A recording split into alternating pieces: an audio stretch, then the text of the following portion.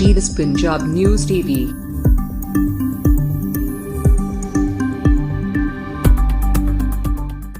सोनिया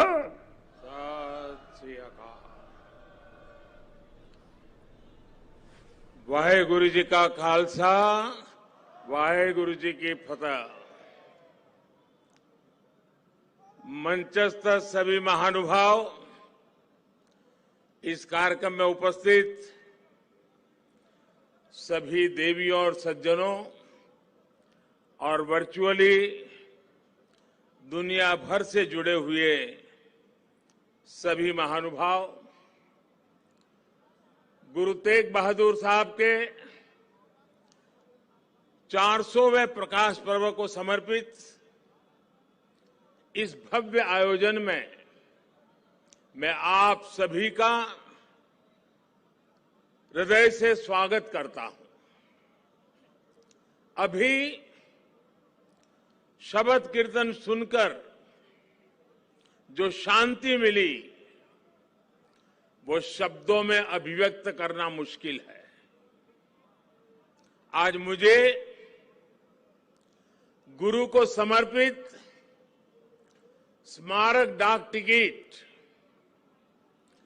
और सिक्के के विमोचन का भी सौभाग्य मिला है। मैं इसे हमारे गुरुओं की विशेष कृपा मानता हूं। इसके पहले 2019 में हमें गुरु नानक देव जी का 550वां प्रकाश पर्व और 2017 में गुरु गोविंद सिंह जी का 350वां प्रकाश पर्व मनाने का भी सौभाग्य मिला था। मुझे खुशी है कि आज हमारा देश पूरी निष्ठा के साथ हमारे गुरुओं के आदर्शों पर आगे बढ़ रहा है। मैं इस पुण्य अवसर पर सभी 10 गुरुओं के चरणों में आदरपूर्वक नमन करता हूं।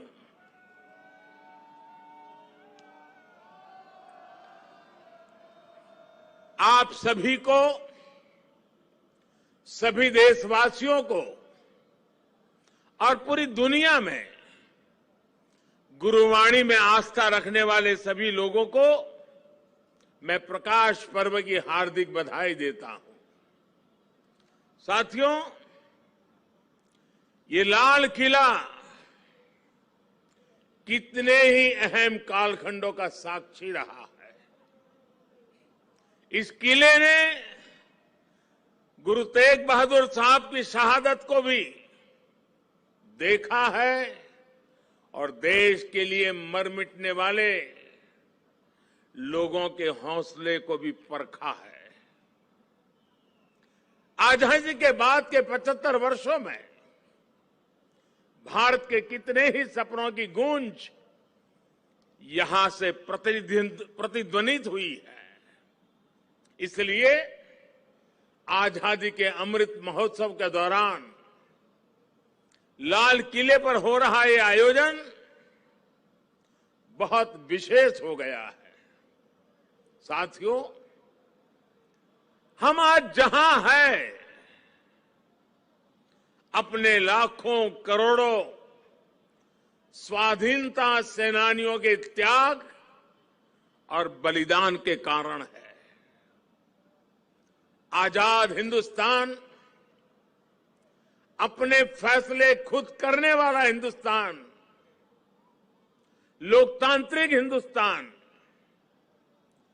दुनिया में परोपकार का संदेश पहुंचाने वाला हिंदुस्तान, ऐसे हिंदुस्तान के सपने को पूरा होते देखने के लिए कोटि कोटि लोगों ने खुद को खपा दिया। ये भारत भूमि सिर्फ एक देश ही नहीं है, बल्कि हमारी महान विरासत है, महान परंपरा है। इसे हमारे ऋषियों, मुनियों, गुरुओं ने सैकड़ों हजारों सालों की तपस्या से सींचा है, उसके विचारों से समृद्ध किया है। इसी परंपरा के सम्मान के लिए, उसकी पहचान की रक्षा के लिए दसों गुरुओं ने अपना जीवन समर्पित कर दिया था। इसलिए साथियों, सैकड़ों काल की गुलामी से मुक्ति को, भारत की आजादी को, भारत की आध्यात्मिक और सांस्कृतिक यात्रा से अलग करके नहीं देखा जा सकता। इसलिए आज देश आजादी के अमृत महोत्सव को और गुरु तेग बहादुर साहब के 400वें प्रकाश पर्व को एक साथ मना रहा है, एक जैसे संकल्पों के साथ मना रहा है। साथियों, हमारे गुरुओं ने हमेशा ज्ञान और अध्यात्म के साथ ही समाज और संस्कृति की जिम्मेदारी उठाई। उन्होंने शक्ति को सेवा का माध्यम बनाया। जब गुरु तेग बहादुर साहब का जन्म हुआ था, तो गुरु पिता ने कहा था, दिन रक्ष संकट हरण, दिन रक्ष संकट हरण, यानी ये बालक एक महान आत्मा है। ये दिन दुखियों की रक्षा करने वाला, संकट को हरने वाला है। इसलिए श्री हरगोविंद साहब ने उनका नाम त्यागमल रखा। यही त्याग गुरु तेग बहादुर साहब ने अपने जीवन में चरितार्थ भी करके दिखाया। गुरु गोविंद सिंह जी ने तो उनके बारे में लिखा है, तेग बहादुर सिमरिये घर नव निधि आवे धाई, सब थाई होई सहाय। अर्थात गुरु तेग बहादुर जी के सुमिरन से ही सभी सिद्धियां अपने आप प्रकट होने लगती हैं। गुरु तेग बहादुर जी का ऐसा अद्भुत आध्यात्मिक व्यक्तित्व था, वो ऐसी विलक्षण प्रतिभा के धनी थे।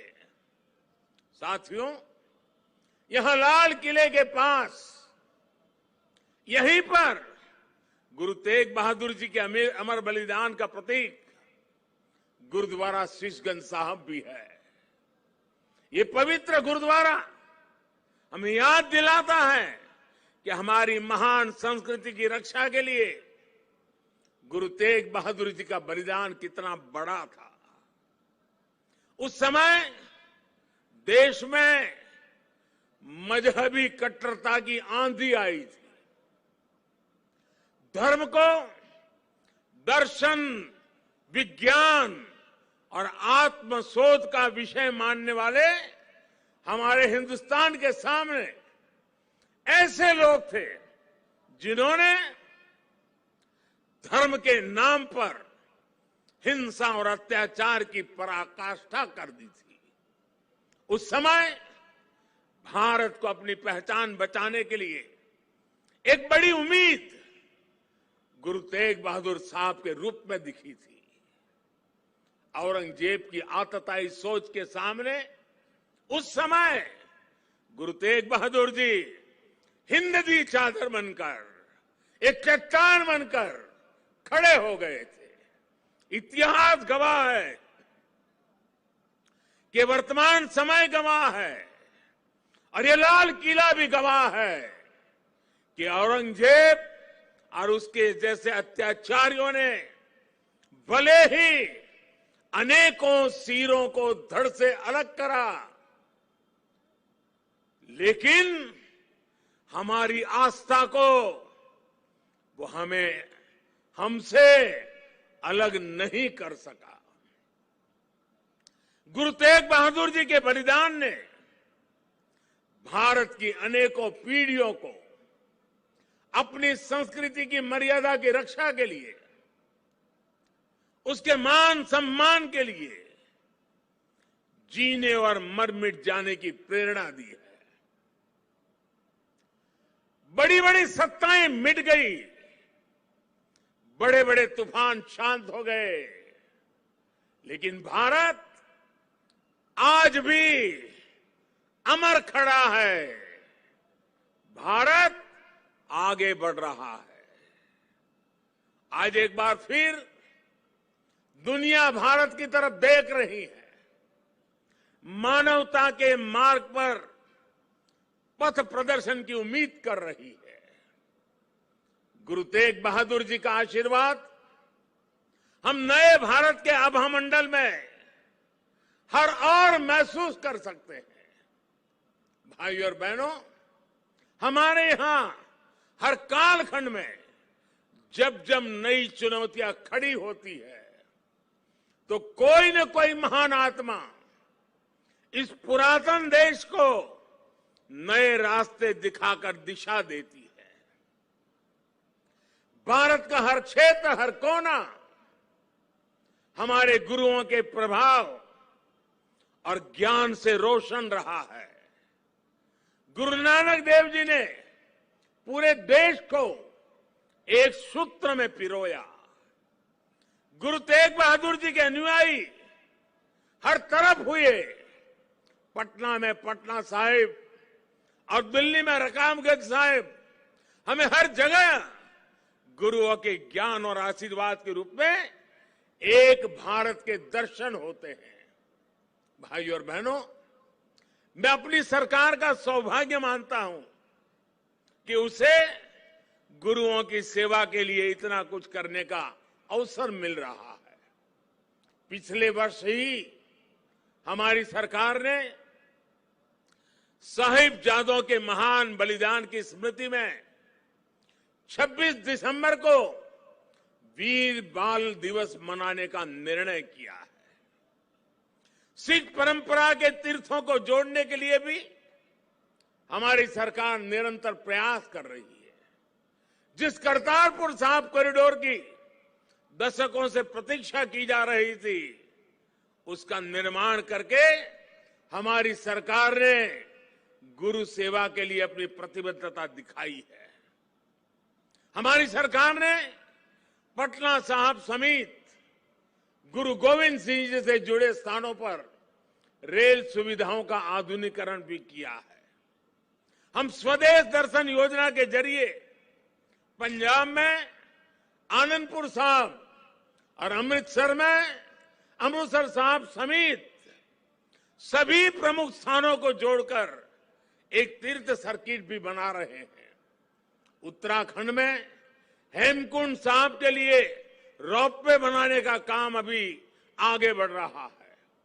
साथियों, श्री गुरु ग्रंथ साहिब जी हमारे लिए आत्म कल्याण के पथ प्रदर्शक के साथ साथ भारत की विविधता और एकता का जीवंत स्वरूप भी है।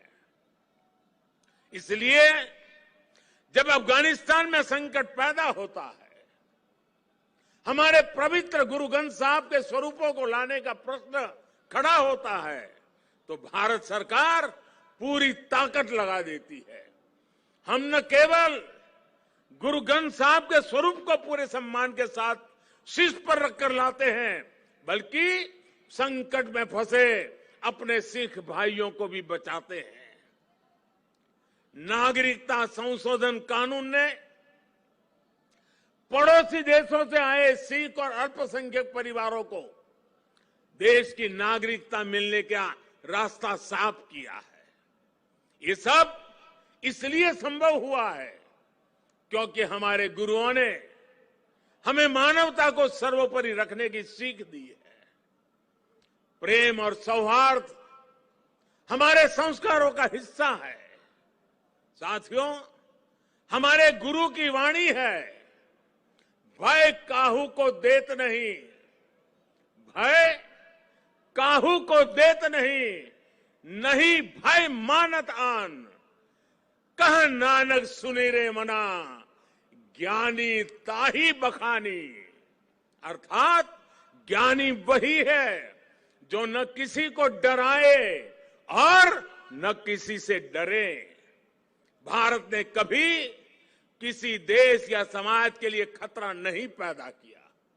आज भी हम पूरे विश्व के कल्याण के लिए सोचते हैं, एक ही कामना करते हैं।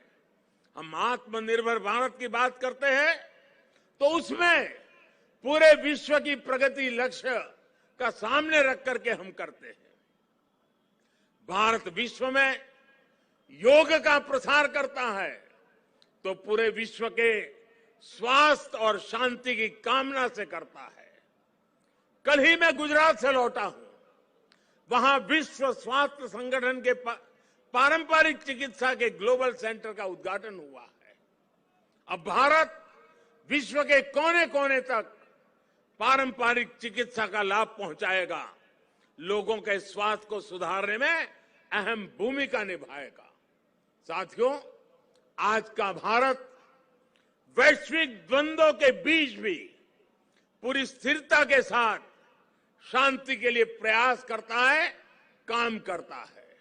और भारत अपनी देश की रक्षा सुरक्षा के लिए भी आज उतनी ही दृढ़ता से अटल है। हमारे सामने गुरुओं की दी गई हुई महान सिख परंपरा है। पुरानी सोच, पुरानी रूढ़ियों को किनारे हटाकर गुरुओं ने नए विचार सामने रखे। उनके शिष्यों ने उन्हें अपनाया, उन्हें सीखा। नई सोच का ये सामाजिक अभियान एक वैचारिक इनोवेशन था। इसलिए नई सोच, सतत परिश्रम और 100% समर्पण ये आज भी हमारे सिख समाज की पहचान है। आजादी के अमृत महोत्सव में आज देश का भी यही संकल्प है। हमें अपनी पहचान पर गर्व करना है, हमें लोकल पर गर्व करना है, आत्मनिर्भर भारत का निर्माण करना है। हमें एक ऐसा भारत बनाना है जिसका सामर्थ्य दुनिया देखे, जो दुनिया को नई ऊंचाई पर ले जाए। देश का विकास, देश की तेज प्रगति, ये हम सबका कर्तव्य है। इसके लिए सबके प्रयास की जरूरत है। मुझे पूरा भरोसा है कि गुरुओं के आशीर्वाद से भारत अपने गौरव के शिखर तक पहुंचेगा। जब हम आजादी के 100 साल मनाएंगे तो एक नया भारत हमारे सामने होगा। गुरु तेग बहादुर जी कहते थे, साधो साधो गोविंद के गुण गाओ, मानस जन्म अमोल कपायो, व्यर्था काहे गवाऊं। इसी भावना के साथ हमें अपने जीवन का प्रत्येक क्षण देश के लिए लगाना है, देश के लिए समर्पित कर देना है। हम सभी मिलकर देश को विकास की नई ऊंचाई पर ले जाएंगे। इसी विश्वास के साथ आप सभी को एक बार फिर हार्दिक शुभकामनाएं देता हूं। वाहेगुरु जी का खालसा, फतेह।